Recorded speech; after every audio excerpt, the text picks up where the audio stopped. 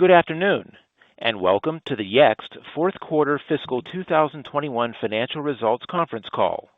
All participants will be in listen-only mode. Should you need assistance, please signal a conference specialist by pressing the star key followed by 0. After today's presentation, there will be an opportunity to ask questions. To ask a question, you may press star then 1 on your telephone keypad. To withdraw your question, please press star then 2. Please note, this event is being recorded. I would now like to turn the conference over to Yuka Broderick, Head of Investor Relations. Please go ahead. Thank you, Gary, and good afternoon, everyone. Welcome to Yext's fiscal fourth quarter 2021 conference call. With me today are CEO Howard Lerman, President and Chief Revenue Officer David Rudnitsky, and CFO Steve Cakebread. Before we begin, I'd like to remind everyone that this call may contain forward-looking statements, including statements about revenue, non-GAAP net income, operating cash flow, sales efficiency, hiring targets, expense margins, market opportunities, business performance, including of our listings and answers products, capital expenditures, and other non-historical statements as further described in our press release. These forward-looking statements are subject to certain risks, uncertainties, and assumptions, including those related to Yext's growth, the evolution of our industry, our product development and success, including with answers, and general economic and business conditions, such as the impact of the COVID-19 pandemic. We undertake no obligation to revise any statements to reflect changes that occur after this call. Descriptions of these and other risks that could cause actual results to differ materially from these forward-looking statements are discussed in our reports filed with the SEC, including our most recent quarterly and annual reports and our press release that was issued this afternoon. During the call, we also refer to non-GAAP financial measures. Reconciliations with the most comparable GAAP measures are also available in the press release, which is available at investors.yext.com. With that, I will turn the call over to Howard. Thanks, Yuka. I couldn't be more proud of what we accomplished during a challenging year.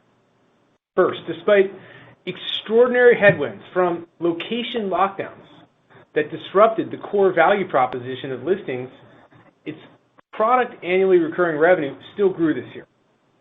Next, we built a more durable and sustainable business model going forward. We were operating cash flow positive for the year, non-GAAP net income positive for Q4, and we showed a tremendous 16-point improvement in non-GAAP operating margin versus the year-ago quarter. Finally, we stood up a new search category disruptor product in Yext Answers. As the world comes back, we're ready. But it has not been easy. Our fiscal year started last February, and in a matter of days, we were dealing with the onslaught of a global pandemic. Like every business, we faced challenges and had to make a number of adjustments. Our typical event and in-person sales approach was severely hampered, but this forced us and led us to focus on efficiency. And you can see that quantitatively. A dramatic 7-point improvement in our non-GAAP sales and marketing spend as a percentage of revenue, from 61% in the year-ago quarter to 54% in Q4.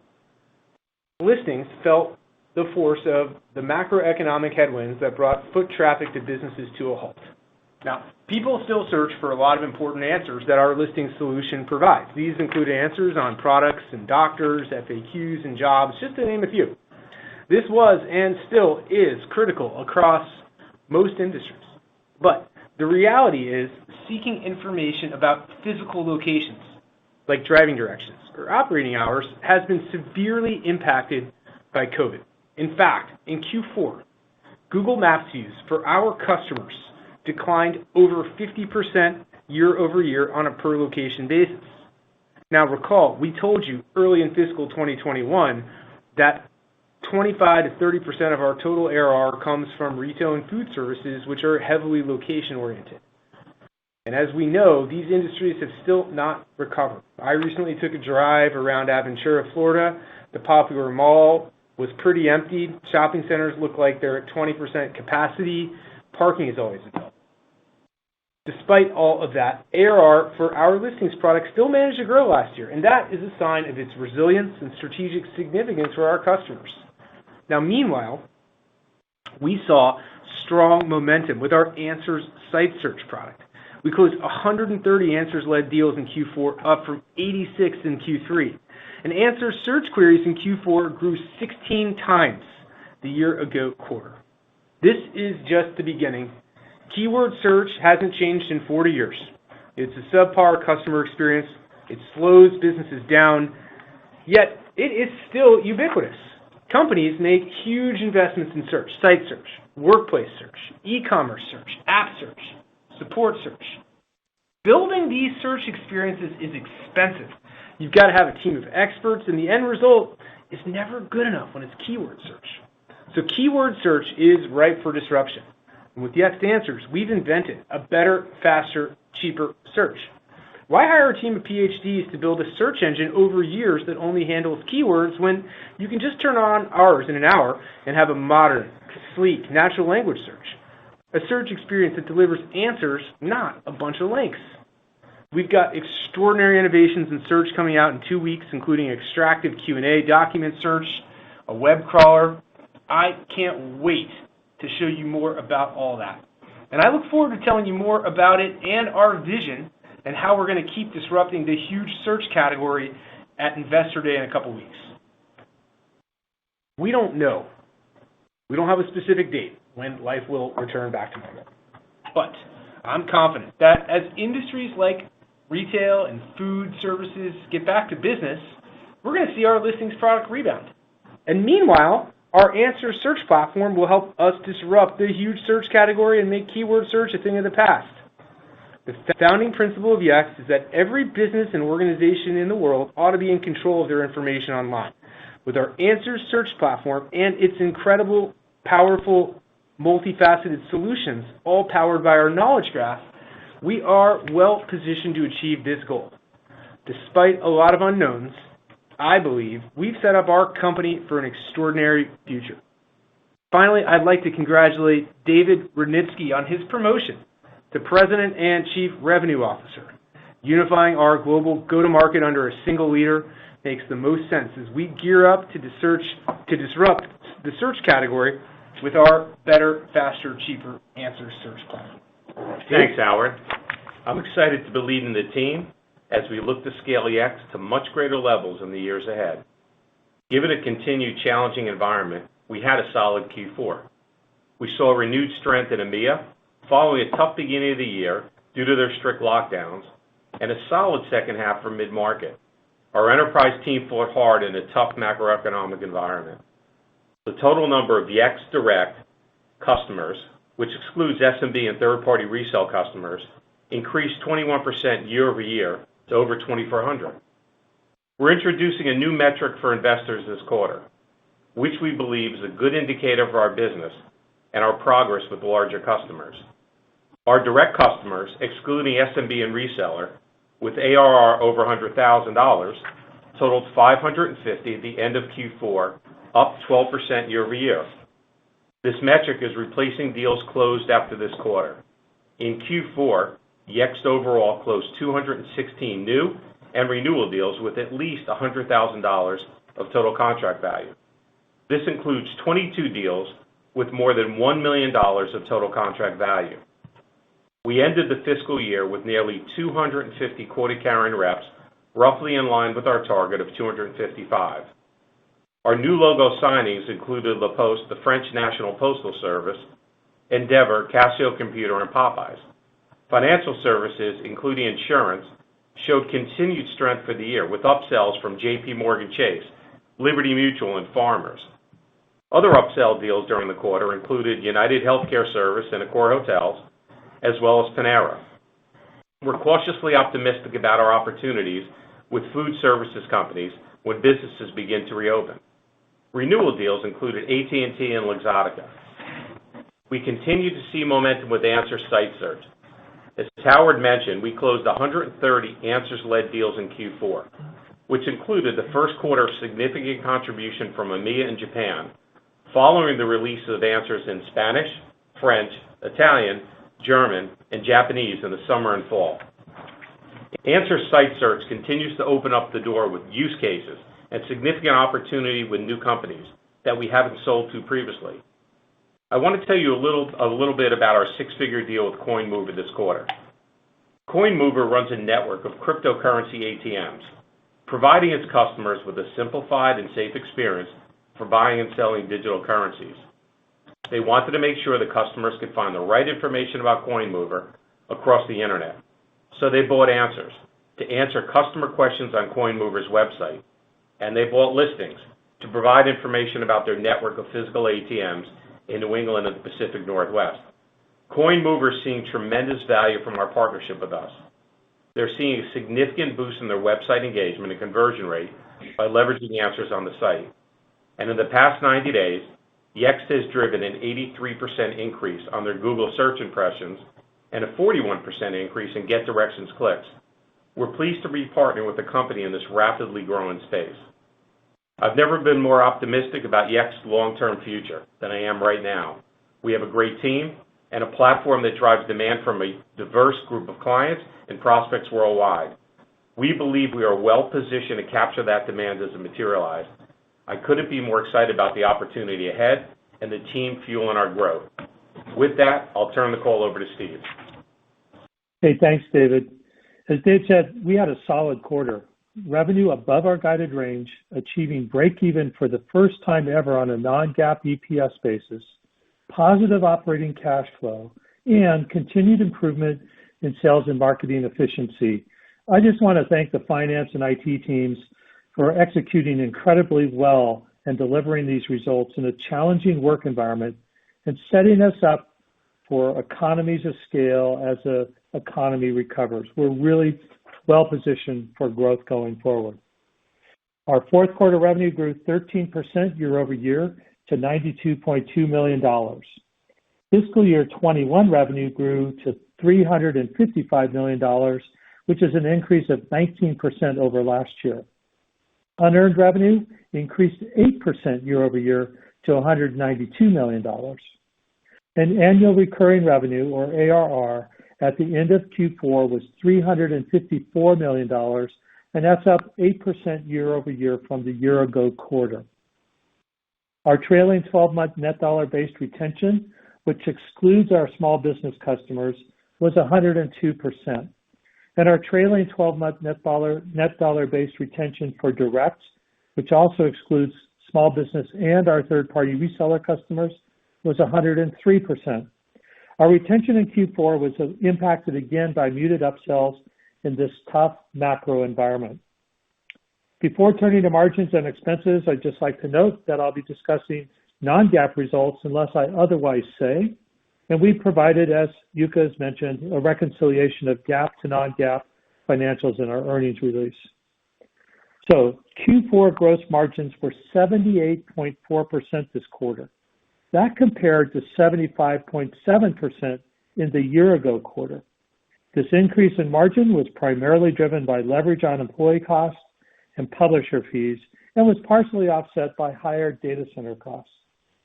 Fiscal year 21 gross margin was 77.3%, and that compares to 75.6% a year ago. Q4 operating expenses were $73 million, or 79% of revenues, and that's down from $75.3 million, or 93% in the year-ago quarter. We continue to execute on cost management and efficiencies this quarter and drove year-over-year margin leverage in each of our OpEx line items. Sales and marketing expense decreased as a percent of revenues from 61% in Q4 fiscal year 20 to 54% in Q4 fiscal 21. G&A expense decreased as a percent of revenues from 19% in Q4 last year to 15% in Q4 this year. Compared to the year-ago quarter, the primary drivers of operating expense decreases were leverage on employee costs, reduced spend on travel and events, and increased productivity.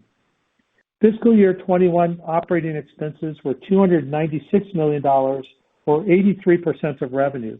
That compares to $281 million, or 94% of revenue a year ago. We see many of our cost efficiency efforts as sustainable changes that will drive our operating margins higher over time. These efforts include reduced selling cycles, productivity enhancements through system and process improvements. We'll continue to invest in innovation and revenue-generating opportunities, and we will accelerate these investments as we see the demand environment improve. Regarding investments in our sales efforts, we're targeting a quota-carrying sales rep headcount of 255 at the end of fiscal year 22. That's as we balance our prior investments in revenue-generating opportunities against driving productivity in this area. Recall that we've maintained our sales force hiring plans last fiscal year despite the pandemic impact.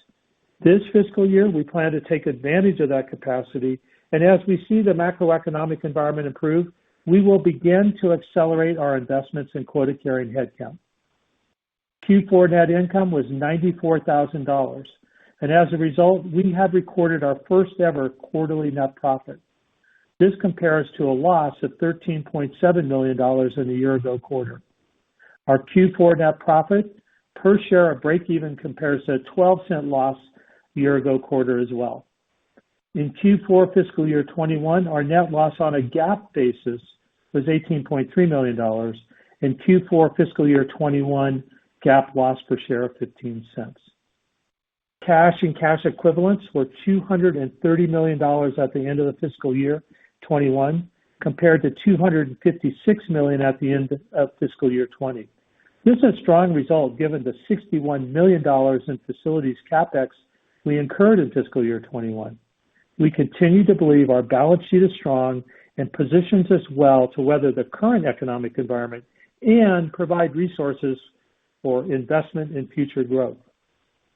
Net cash flow from operations for Q4 was a positive $24.9 million as compared to a positive $11.7 million in the year-ago quarter.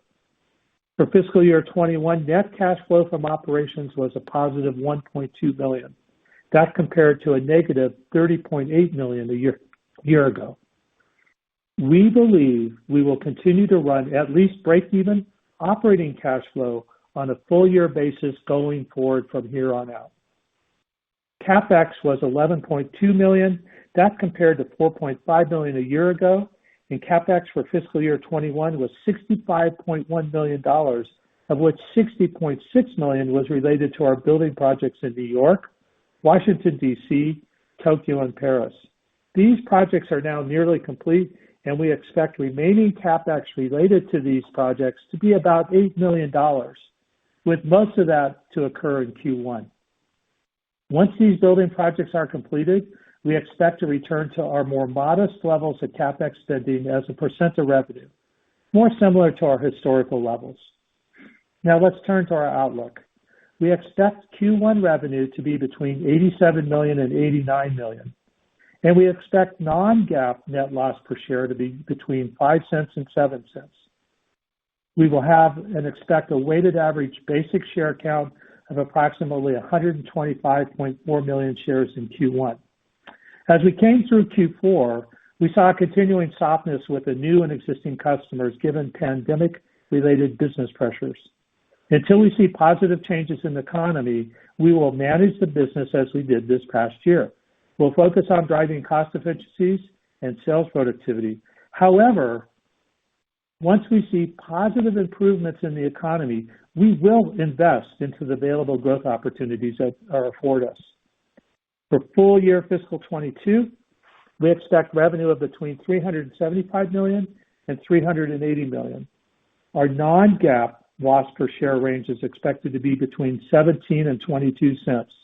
And this assumes a basic weighted average share count of approximately 128.4 million shares. As we consider the demand environment for fiscal year 22, we're confident that our listings product will rebound as businesses reopen.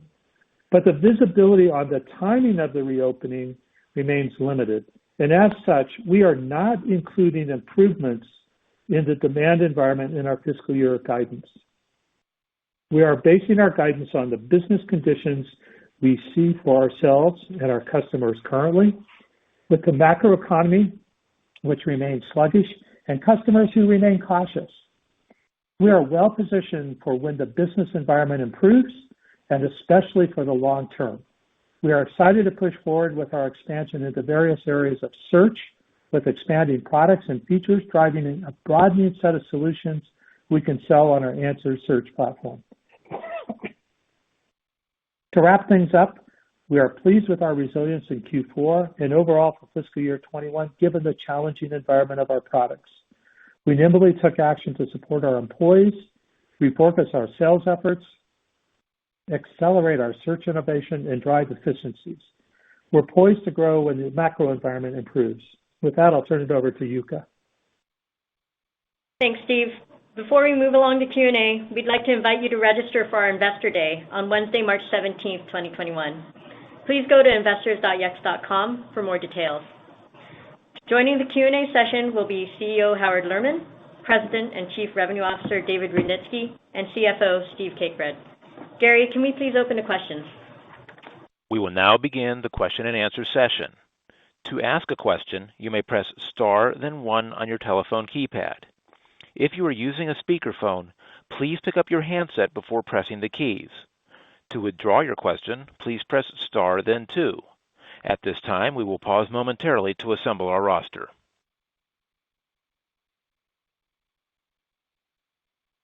Our first question is from Naved Khan with Truist Securities. Please go ahead. Yeah, thanks a lot. Just a couple of questions. So I'm trying to understand the outlook for Q1 and the sequential decline versus the fourth quarter, and what the components of that might be. And then maybe a related question just on the, can you give us some color on the type of wins, customer wins you might be getting? Are they smaller deal sizes? And maybe talk about your pipeline a little bit. Any color would be helpful. Thank you. Yeah, why don't I start with the quarter? You know, we recognize our revenue daily. So the fourth quarter has 3 more days than the first quarter does because of February. So that accounts for a couple $1 million of the sequential decline, and predominantly most of it. So I don't see any real problems with the decline in terms of dollars. It's more of a math exercise. Clearly, we didn't have upsells as much as in the Q4 as we'd wish, so that contributes to it as well. But it's mostly a day count for us. Customer wins, David or Howard, you want to take that? Okay. Yeah, I think we talked about some of our customer wins in Q4. One of the places you can always follow for what's going on, follow us on Twitter. Our social media team is very active, and almost every day we tweet a new Yext Answers experience that has gone live. I think a couple of days ago we tweeted Northern Trust, where I am sitting in a building right now. It's kind of neat to just watch all these great site search experiences come up where customers can get answers. We talked about some of the, DR is Dave, by the way, not Doctor, talked about some of the logos we won in Q4, the French Post Office, La Poste, Endeavor, Casio Computer, Popeyes. And then, I retweet all of the stuff that we're tweeting, so you can follow me at Howard on Twitter to see each day the new Answers experiences going live. Q1 pipe looks solid. We continue to be conservative with our outlook with regard to the current macroeconomic pressures that are happening in the world. We are in the business primarily, or have been primarily in the business of serving location-based businesses. As locations are closed, that is a bit more challenging in certain location-based verticals. As the world comes back, we'll invest and continue to get back into those industries as things open up, as those companies get back to business. Thank you. The next question is from Mark Murphy with JP Morgan. Please go ahead. Hi, good afternoon. This is Matt Koss on behalf of Mark Murphy. Thank you for taking my questions. Steve, on the continued improvement in sales and marketing efficiency, can you quantify what that improvement was this year, and then sort of what you expect that improvement to be going forward as you leverage all these new sales hires? Yeah, I think the quantitative part, you can just look at, if you look at our year-over-year dollar spend from last year to this year, and then the percents of revenue have been pretty significant. A lot of that is coming from, obviously, as Dave talked about, more tenured sales reps, more effective selling and marketing processes. I think going forward, we've always said that we're going to continue to drive our sales and marketing as a percent of revenue back down in line with what you'll see from other SaaS companies. How quick that goes is obviously a function of revenue and our efficiencies.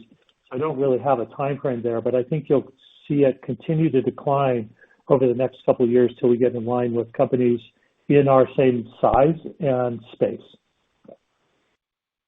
Very helpful. Thank you. And the way you're guiding, you make sense based on what you're able to see in some of the challenges that you're still seeing in retail businesses. But are you making any other changes in the way that you guide, perhaps assuming lower close rates or any other big differences versus the way you've looked at guidance historically?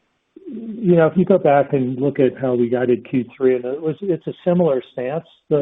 We've got this quarter coming up, February, March, April. Still a lot of countries and a lot of states are closed. And so we took the position that we're only going to be realistic like we were before.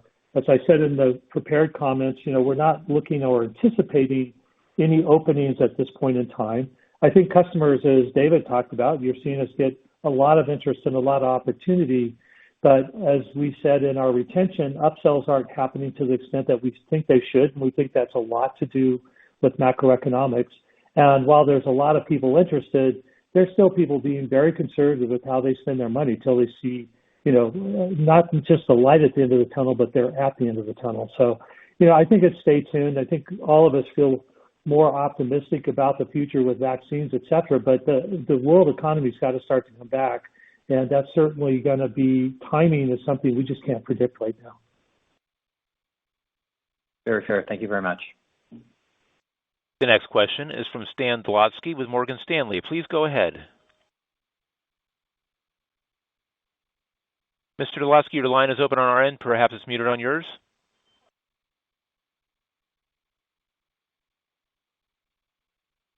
Moving on, our next question is from Arjun Bhatia with William Blair. Please go ahead. Hey, thank you. Steve, I maybe wanted to just follow up on that last point that you made about the light at the end of the tunnel. It seems like vaccinations are going better than expected, I would say, and it seems like there is some light at the end of the tunnel that's visible. What are your conversations like with customers that have maybe stopped expanding this year, but as they see that, hey, things might start to come back to normal over the summer or later on this year, are they starting to think about expansions? Are they having conversations about listening or cross-sell with answers? Just help us understand what you're hearing from customers as you're talking about later on in fiscal 2022. Yeah, Arjun, that's a great question. I think David or Howard, you might be better served at answering that. Arjun, I'll take that question. The key stat that we talked about on the call just a minute ago was that Google Maps views have declined 50%, more than 50% year over year for our customers on a per location basis. That is a primary value proposition of using the product. It drives foot traffic to physical locations. So as that happens and has been happening, that has presented challenges for upsell and retention. Now, I don't think anybody believes in a year that people are going to not be using map services to use driving directions or phone calls to go outside, to drive to places, to go to stores, to go to restaurants and events and travel and go to hotels. Fact is, in Q4, it was more than 50% lower than it was in the previous year.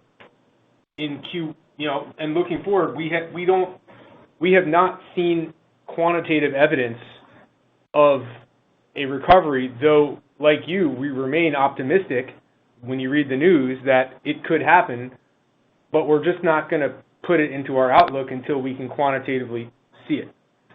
That said, while we are continuing to see headwinds in the location-related industries, you've seen in our financials, we've really focused on getting efficient in sales. We have, like Steve said, a 7% year-over-year improvement. Efficient with our operating margins, a 17% whopping improvement. We broke even, cash flow positive for the year. We focused on building a sustainable, durable approach going forward, and we stood up a whole new category with search and leveraged our wonderful knowledge graph technology, which is filled with authoritative primary information, to take that to the next level and build a natural language search on top of it, which we closed more than 130 transactions in Q4, up from quite a bit in previous quarters that we had disclosed. So all in for the year, we don't know when listings will return yet. We haven't seen it because people are still not going outside. But things are starting to open up. I read the news like you do. We can't call a specific date. When that date comes, this company is going to be ready with a more sustainable business model, with a product that we hope will see a tailwind from the recovery, and a new category product with extraordinarily large opportunities in a number of categories, from site search to workplace search to support search. We'll tell you more about that at Investor Day, and watch for our spring release with breakthrough extractive Q&A technology. I've never been more excited to lead this company. The opportunities have never been bigger in the long run. We'll just have to wait and see with what happens with regard to the lockdowns, the shutdowns to locations. Got it. That's helpful. And then on the answer side of the business, last quarter we touched on some large deals that came through, some that were answers led, some that were mostly answers. But what can you share with us about deal sizes on answers that you've seen this quarter relative to what we were talking about last quarter earlier in the year? So Arjun, it's David Grunitzky. So a couple things on answers. What we're seeing is, Howard talked about the number that we did. We did 130 answers-led deals. We've got a good motion in terms of how to identify those, qualify them, and close them. It's shown that we have a little bit of a quicker sales cycle with answers. We've had now demonstrable success. We know how to measure it. We have customers that we can reference. We have experience under our belt for it. And not only are we seeing a quicker sales cycle on it, we've seen a couple things that are interesting. One, the answers-led deals. Answers is getting us into companies that we necessarily would not have sold to when we were talking to you a year ago. There's verticals that we've now penetrated as a result of leading with answers. When you look at higher ed, you look at technology, you look at CPG, you look at direct-to-consumer, you look at public sector, you look at NGO. These are customers we've acquired, many of which in Q4, where answers is the opportunity that opened the door for us there. Thank you for taking my questions. The next question is from Rohit Kulkarni with MKM Partners. Please go ahead. Okay, thank you for taking the questions. Couple, in terms of guidance, Steve, as in any more color you can give on what are you assuming in terms of beyond first quarter, contribution from listings versus answers, and any backward-looking data you can share in terms of how the mix of listings versus answers gradually changed as the year progressed, and how do you think that would as you're modeling in the guidance? And then I have one follow-up on. No, that's a lot of questions. First off, again, like I said, we kind of looked at Q1 as if we looked at Q4 and trying to be realistic about the macro economy. Clearly, listings is a dominant part of our business, but answers is up and coming, but still relatively young.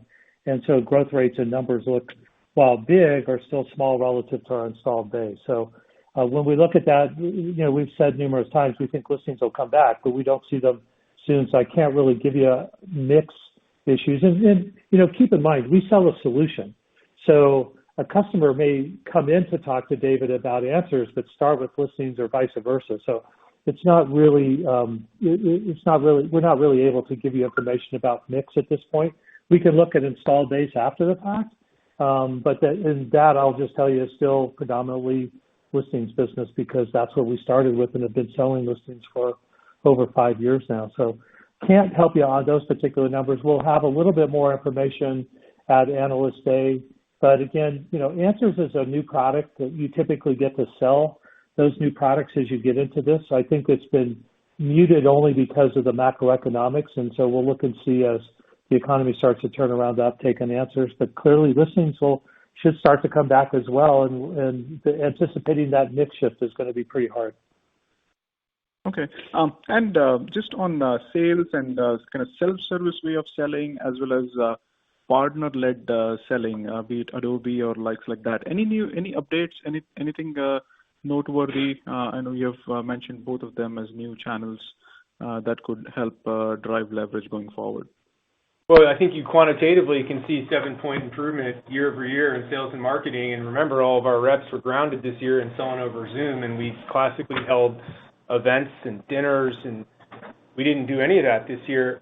So I think you are seeing leverage from partners bringing us into deals and from bottom-up self-serve, and we will continue to lean into that going forward. Okay, thank you. Thank you, guys. The next question is from Brett Knoblauch with Berenberg Capital Markets. Please go ahead. Hi, guys. Thanks for taking my question. Maybe just curious, as you look to some of the customers you have maybe down south in Florida or Texas, are you seeing anything different given those states are a bit more open compared to, I guess, other regions? Yeah, we sold $1 billion of listings in Texas after they announced the masks. I'm just kidding. It's very hard to make geographical kinds of quantifications like that because companies are headquartered, large enterprises are headquartered all over the world. And so you do see a mix around the world, but it generally typically mirrors the country, not at the state level. Oh, that makes sense. And then maybe just one more, as hopefully the economy reopens kind of sooner than faster. I guess what gives you confidence that Yext is going to be one of the first solutions that they turn back on? I would imagine a lot of these retailers are going to be fighting for every single dollar, given they've kind of been out of business for so long. And could there be a delayed turn-on cycle as that does happen? So hey, Brett, it's David. Here's the thing: they never turned it off, so they still use us. And what Steve referred to in his comments were the muted upsell, and that typically we would expect a greater upsell for them as they expand their own business. But for the most part, we've kept them all, and I think what's exciting about the opportunity is as they open, it's not turning it off. It's actually accelerating what they have. And so my teams look forward to the seasonal upsell or the continued historical upsell that we had, but they've never turned it off because if you think about it, if you're a business that's closed, people still want to know about what places are open, what safety protocols you have, what are the revised hours, do you have in-store pickup, do you have curbside pickup? None of that stuff ever went away, and they never dropped their footprint with Yext. Okay, understood. Thanks. And Brett, that's how kind of to Steve's point earlier, that is a bit how we grow with customers. They come up to Yext, and often they'll start using our listings product where they put the data into the knowledge graph. We structure that. Then, take the Bitcoin company that Dave mentioned earlier in the call. Then they want to turn on answers. And so they turn on answers, and we start answering questions using our natural language search from the knowledge graph. And then going forward, we're going to be able to take that knowledge graph into more places, support search, other types of search solutions that they want. This all comes down to search. And the number of opportunities we have now with answers to go into any client, whether they're retail or food, is much larger than it was 12 months ago, given our new product cycle, given our new set of products, where we can go in and we can sell them a site search solution. And then once they're on our search platform with Knowledge Graph, we can sell them a support search solution. We can sell them, whatever type of search solution that they want, we can expand within the client based off the Knowledge Graph that they have with us. Understood. Appreciate it. The next question is from Ryan McDonald with Needham. Please go ahead. Yes, thanks for taking my questions. First on answers, great to see the continued progress and success you're having there, going from 86 led deals last quarter to 130 this quarter. Just curious, as you look at the pipeline and as you're closing deals, I think, Steve, you mentioned at our conference in January that you're seeing an increasing mix of customers that are buying the solution off of a demo versus doing the full 90-day free trial. Can you talk about what sort of mix shift you're seeing there and how that's, if at all, compressing sales cycles? Yes, so Steve, I can grab, Ryan, it's David, I can grab because I see that at the point of sale every day. The reason that we've shifted away from that and going right to our close is that we learned over the last year how to sell. We learned what's important to the customer, and having that historical background on those deals, like what's driving it. We have a bunch of referenceable customers now. Most customers would prefer to do an evaluation, spend a little time with them, and talk to a reference and understand it versus having to go through an entire trial period themselves. They want to go to market with it quicker, and we've demonstrated that we're able to do that. And we've seen, compressed sales cycles, particularly with answers, because we've had that under our belt now in terms of demonstrable success. Excellent. And I guess as a follow-up for you, David, now sort of as in the sole CRO structure, just curious, should we expect any sort of changes in terms of org structure, comp structure, or perhaps plans for international and CBU, sort of now that it's all sort of under your umbrella? Yeah, so that's been, Ryan, that's been underway over the last couple of weeks, and what I can share with you is that what I took a look at is unifying all of those.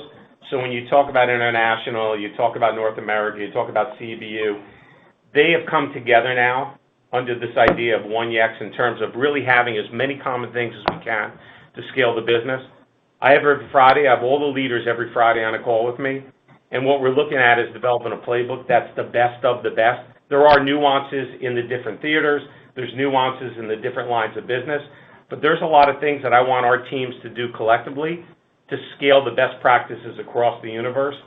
And it's something that I personally am extremely focused on because that's the way we scale this thing. Excellent. And then maybe just last one for Steve. I just wanted to clarify, did you say that from an operating cash flow perspective that you're focused on a break-even op cash flow on a quarterly basis moving forward until you start to see some improvements in the economy? Thanks. So what I said was we will be operating cash flow break even or better on an annual basis going forward. Every quarter is different, as you know, because of our seasonality. So operating cash flow positive or break even quarterly is a little bit tough depending on when we have events and do other things. But on a full year basis, we've modeled out and believe that we'll be operating cash flow positive or break even every year on a full year basis, not a quarterly basis. Excellent. Thanks again. The next question is from Stan Zlotsky with Morgan Stanley. Please go ahead. Oh, perfect. Thank you so much for taking my question. My apologies about the technical issues we had before. Pretty embarrassing for technical issues for a software analyst. But a couple of questions from my end.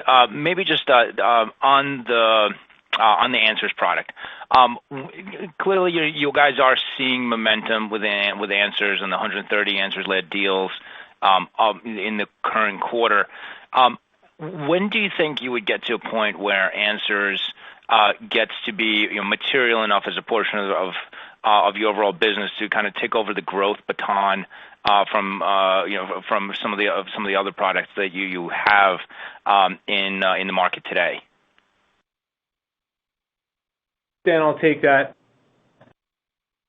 Let's talk about what we're trying to do with Answers first, and then I'll let Steve comment on the materiality.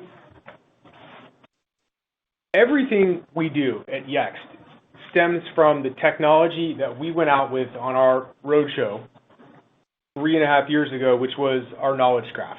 Knowledge Graph is a brain-like database with structured information. In order to give Google and Apple and Facebook and Amazon information about our companies for our listings product, they don't just accept flat files. That data has to be structured. So it turned out that accidentally we built a bunch of structured information for each of our clients in a structure or a technology which we call a knowledge graph.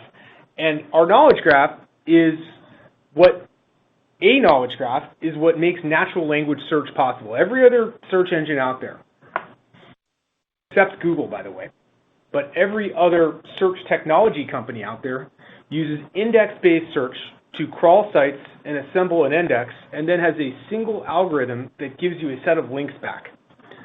That is how search worked for a long time, and that's how search engines worked for a long time.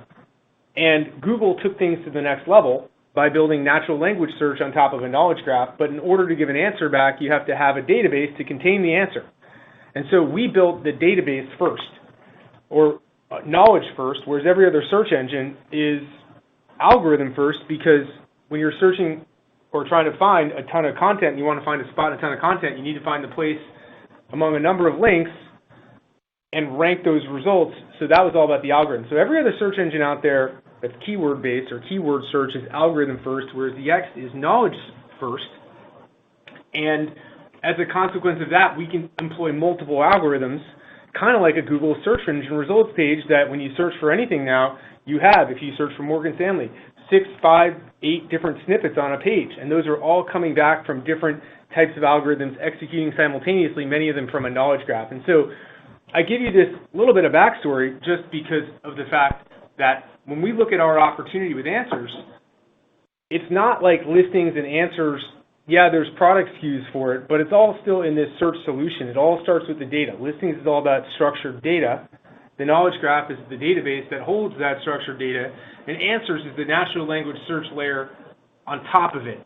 And every magnifying glass out there, and every app, and every site, and every support site, internally, externally, we intend to compete in those markets. And we intend to have a search platform that's different than every other company that's out there, because we have a natural language search platform built on a knowledge graph with multiple algorithms. Now, I don't know, I can't look forward and tell you exactly how fast it's going to go or exactly how fast listings is going to go, because quite frankly, we're sitting here and things, even though they feel different than they felt in Q4, we still haven't seen people going outside yet. I think you're probably still at home. Maybe you are. I certainly am on Zoom. But when that happens, it seems like it might happen, then, I'm bullish on where this company is going to go, because you can think about a return of listings and, growth in answers on top of this knowledge graph platform, and it's hard to kind of pick them apart. Yeah, I'd agree, Howard. I mean, it is a platform. We sell and trying to sell to customers all of our services on the platform. Obviously, as you described, in a week or two, we're going to announce additional search capabilities. So, Stan, I don't think answers per se dominates. Search capability over time will obviously become a larger part of our business, but it's going to take a while. And I am also very optimistic like Howard. I think the listings business, as people turn around, and as Dave described, businesses are going to want to make sure they get found and provide even more information, because it's going to be competitive to get your customer back. So I don't know what the material transition is. And as the previous question, what's the mix? Well, we sell a search solution, and we're going to sell whatever solution you're looking for here. But I do think search will dominate over time, but that timing is uncertain right now given macroeconomics. But I think clearly the future of this company is in search in a wide variety of ways. Got it. That makes sense. Steve, maybe a question for you. Look, the guidance for fiscal 22, 6% growth at the midpoint, a little over 6% growth year on year.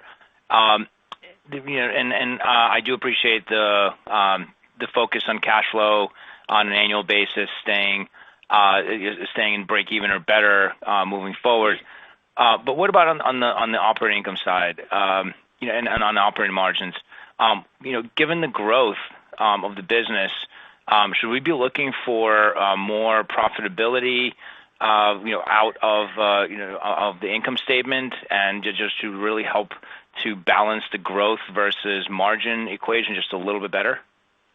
Yeah, I mean, clearly, Stan, and we've talked about this before, our goal is to get to break even operating cash flow and break even non-GAAP EPS. Clearly we've made it, and it's not surprising, right? You're going to hit cash flow before you're going to hit non-GAAP EPS. The timeframes we'll talk about in the future, partly because this year is still fickle. I think as we get back on track, you're going to see this business get into break even operating as well. But right now, I just want to get through Q1 and see how the business starts to come. But I would say if you look at our trends, we're really, really close. Those are two principles that we've had, and I think we've demonstrated we can get to one. As you know, we've been operating cash flow for a full year, two out of the last 3 years. So we're clearly on track, and I'd say the trajectories that you're seeing with improved sales and marketing spend, improved efficiencies in G&A have us on course to get to non-GAAP break even, but the timing's still TBD. Got it. Thank you so much, guys. The next question is from Tom White with D.A. Davidson. Please go ahead. Great. Thanks for taking my questions. Just to sort of double click on the kind of gross retention versus upsell dynamics that you guys talked about. I guess, can you just clarify, is the softness that you're calling out there, is it restricted to kind of retail and restaurants and maybe EMEA, or are you starting to kind of see maybe a broadening of that dynamic across your customer base? And then just to follow up on answers, for folks that don't convert from the free trial, what's kind of the main kind of pushback that you get? And curious whether you think there's a chance for conversion rates from the free trial to kind of meaningfully improve maybe once the macro backdrop looks a little bit more stable for companies. Steve, you want to take the retention and upsell dynamic, Sure. And then I'll take the free trial dynamic? Yeah, I think in Q4, clearly our upsells across the board have been challenged primarily in location businesses, as David described. EMEA has been challenged because it's been locked down. We don't anticipate much of that change right now. I think in other businesses, the ones that we started to address with answers are too new to even start to talk about upsells. We have seen a few customers on a very limited basis hit or exceed their capacity, so they're upgrading there, but not enough to change our upsell model at the moment. That's where we're looking for, and I think one could suggest that as the macro economy comes back, we'll see our net retention return to more normal levels, but it's just a little too early to do that. But clearly, restaurants are not expanding, hotels are not expanding, and that's the major driver right now of our impact. Yeah, and with regard to answers, Tom, we saw pretty good conversion rates from our free trial, industry standard. We're ending the free trial at the end of the month. In fact, we're so confident in our ability to sell answers, we are now just showing up and closing answers deals. We will do pilots for enterprises that want to validate that our technology works, and you will also continue to see on our website as we target developers that want to kick the tires on the technology, they'll be able to build accounts and get sandboxes and use parts of the natural language search and knowledge graph for some period of time with some capacity limits. But as for the free trial offer, that was a great way to get the product going. We're excited with where we got. We clearly not just got a lot of free trials, but closed a lot of real transactions with some amazing logos and traction. We're very confident in our ability to continue to sell this going forward without the free trial as we build up awareness that we can offer a better and faster and cheaper search than any other search technology out there. Thank you. This concludes our question and answer session. I would like to turn the conference back over to Yuka Broderick for any closing remarks. Thanks for your time today, everybody, and we're looking forward to seeing you in a couple weeks at the Investor Day on March 17th. So please go register on our website. Talk to you all later. Thank you. The conference is now concluded. Thank you for attending today's presentation. You may now disconnect.